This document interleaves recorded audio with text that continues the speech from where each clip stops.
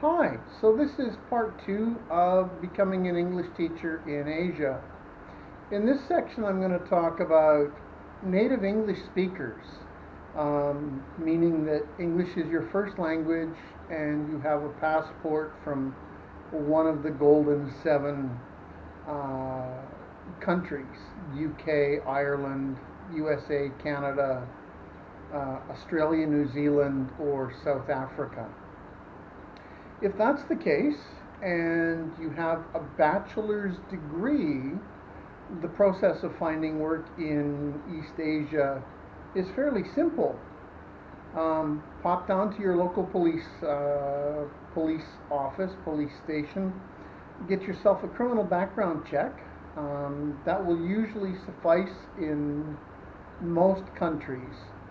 There are a few exceptions like Korea, China, and Taiwan, where you'll actually need to get a national police check.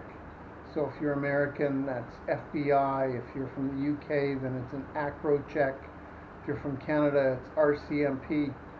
And then you have to get it authenticated, which means either get an apostille put on it, which is a process for legalization of documents for use overseas, or get a certified copy made, have it notarized, take that to the embassy of the country in question, and have them certify it for use overseas. Once you have your documents ready, your degree, your transcripts, your police check, um, then you start looking for jobs. Depending on the country you want to work in, this will vary somewhat. If you want to work in South Korea or China, then you need to go looking for recruiting services.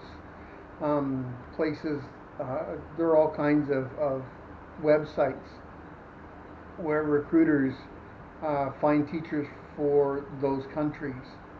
For places like Southeast Asia, it's typical to fly in as a tourist, find a job on the ground, and then do a quick visa run to an adjacent country to get your proper working visa.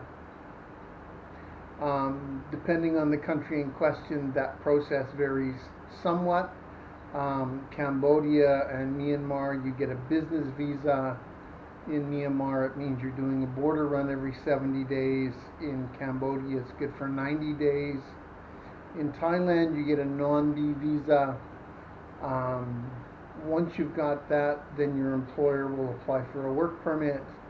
Once you get your work permit, they'll extend the visa or extend your status of stay to the end of your contract. And then you just renew those extensions annually.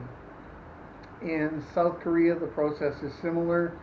You get your visa, you fly in, you start work. Within about 90 days, you do your medical, you get your alien registration card. And then once a year, providing you're not changing employers, you just do a simple extension for your status of stay. China, the process, again, you get your visa, you fly in, you get your residence permit, and as long as you're not changing employers, you just do your extension of stay.